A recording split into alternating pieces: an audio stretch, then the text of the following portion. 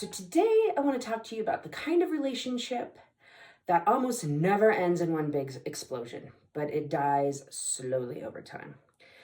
It is one complaint at a time, one eye roll, one sarcastic comment, one why can't you ever, or you should have known. I call these the piss and moan relationships.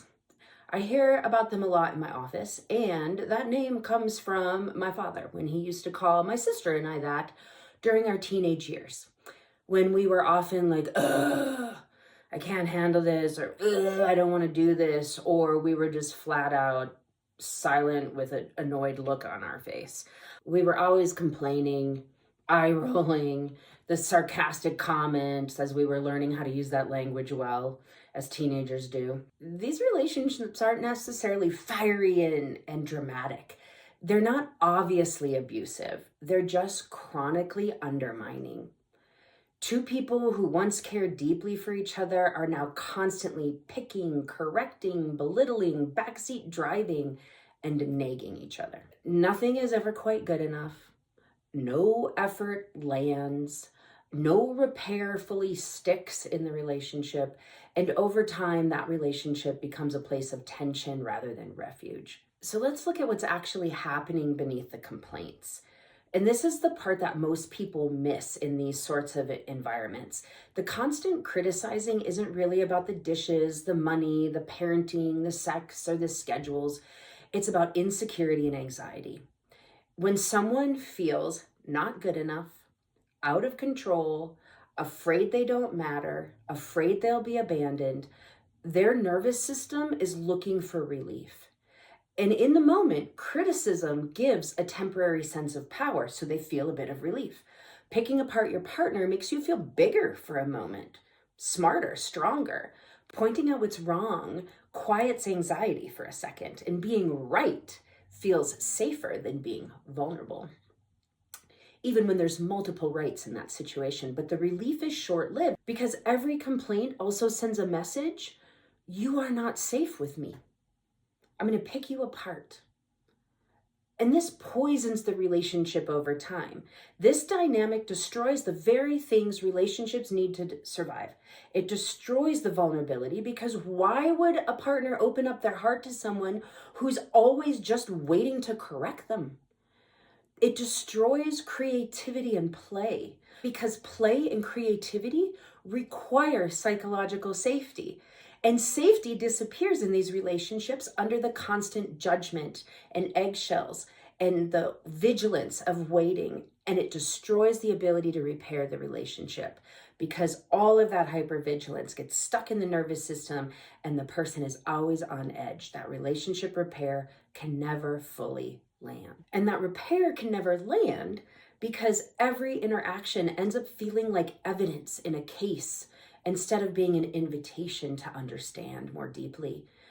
And most importantly, it destroys nervous system coherence between the partners. So instead of co-regulation where people feel safe, the couple lives in chronic low-grade threat, hypervigilance, defensiveness, emotional shutdown, or emotional escalation. Two nervous systems stuck in survival mode together, but never fully at rest. So let's talk about what happens when nervous systems cannot rest. This will wreck your sexuality between these partners, because let's be honest about something that people will rarely ever say out loud. You cannot sustain erotic connection in an environment of contempt. And that's what these relationships lead to. Sex doesn't thrive where someone feels criticized, managed, belittled, watched for mistakes.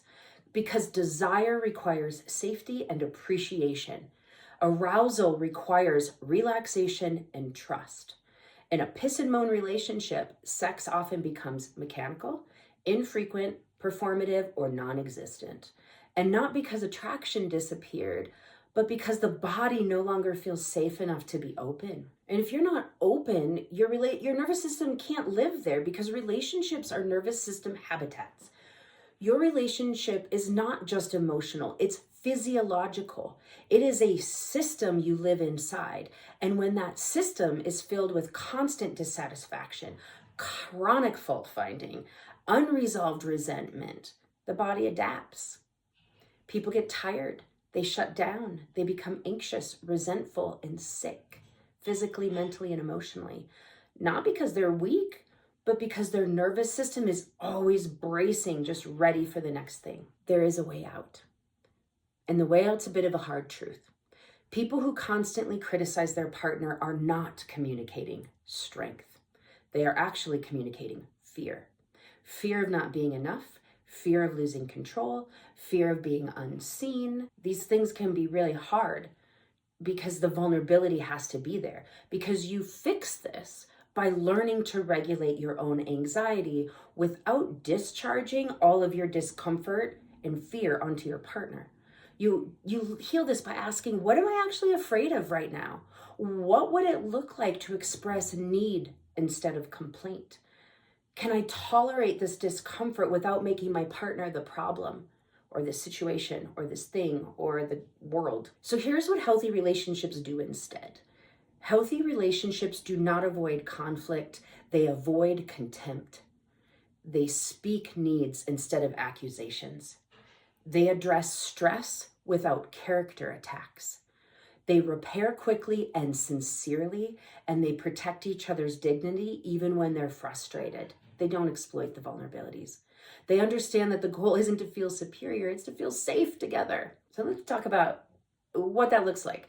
Emotional sovereignty in a relationship doesn't ask you to try to fix things in a way that isn't about you regulating yourself.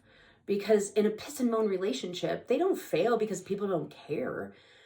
They fail because people don't know how to sit with their own insecurity without weaponizing it. Emotional sovereignty means this. I take responsibility for my inner world so our shared world doesn't become toxic. Because love doesn't die in one moment. It dies in 1,000 small ones. It dies when safety is replaced with criticism and connection is replaced with control. But the good news is that anything built one moment at a time, so the destruction, the contempt, can be rebuilt the same way with presence, regulation, and choice. So if you want to rebuild something, you just start taking it apart and one little action at a time, while you're also doing the work to rebuild something better, stronger, and more connected. If you are somebody you know is struggling with this stuff, please share, like, subscribe, and make sure that they hear the message that they're not alone. This is not unique to their relationship, and there are people who can help them. So we help people with this kind of stuff every day at studiob.life, or you can find me at stacyRD.com. We are ready to help you create an emotionally sovereign, connected, and strong relationship. We help people every day become the best version of themselves. Be well.